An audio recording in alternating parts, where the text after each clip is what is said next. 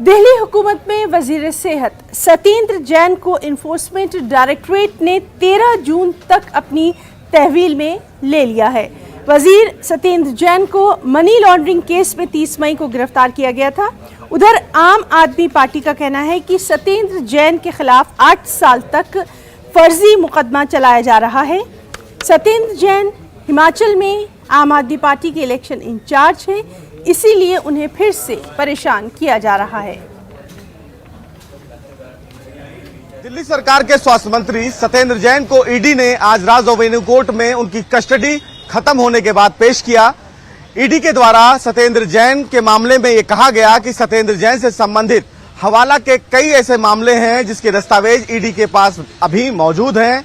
इस पूरे मामले में जो कन्फेशन किया गया है सत्येंद्र जैन को लेकर और जो हाल ही में ईडी ने रेड किया है जिसमें कुछ सोना मिला है, उसको लेकर सत्येंद्र जैन से पूछताछ करनी है। हालांकि ईडी की तरफ से कोर्ट में यह भी कहा गया कि सत्येंद्र जैन हवाला से जुड़े मामले पर जो क्वेश्चनिंग की जा रही है उसमें सहयोग नहीं कर रहे हैं। वहीं सत्येंद्र जैन के इस पूरी रिमांड को लेकर कपिल सिब्बल जो सत्येंद्र जैन के वकील थे उन्होंने विरोध किया। उन्होंने कहा कि ईडी के पास फिलहाल सत्येंद्र जैन से क्वेश्चनिंग करने का पावर नहीं है। बिना पावर के सत्येंद्र जैन से ईडी कस्टडी ले रही है और उनसे पूछताछ कर रही है। बहरहाल इस पूरे मामले में कपिल सिब्बल की तरफ से यह भी कहा गया कि 2016 में सीबीआई ने इस पूरे मामले में केस को रजिस्टर्ड किया था और जांच की, लेकिन अभी तक चार्जशीट इस मामले में दाखिल नहीं की गई है। बहरहाल कोर्ट ने इस पूरे मामले में ईडी के द्वारा जो सबमिशन कोर्ट में दिया गया था जिसमें कहा गया था कि हवाला से जुड़े तमाम कारोबार जो ऐसे हैं जिसमें कन्फेशन करवाया गया है उससे संबंधित मामले में सत्येंद्र जैन को आमने सामने आरोपी के साथ बैठाकर पूछताछ करनी है। 13 जून तक फिलहाल ईडी ने सुनवाई की और राउज एवेन्यू कोर्ट ने सत्येंद्र जैन की कस्टडी भेज दी, यानी कि अब 13 जून तक वो ईडी की कस्टडी में रहेंगे। वहीं इस पूरे मामले में जब फिलहाल उनको ईडी की कस्टडी में भेजा गया और जब कोर्ट रूम से बाहर सत्येंद्र जैन निकल रहे थे तो ये खबर आई कि उनका स्वास्थ्य बिगड़ गया है। बहरहाल ईडी उनको तुरंत डॉक्टर के उपचार को लेकर निकल गई है।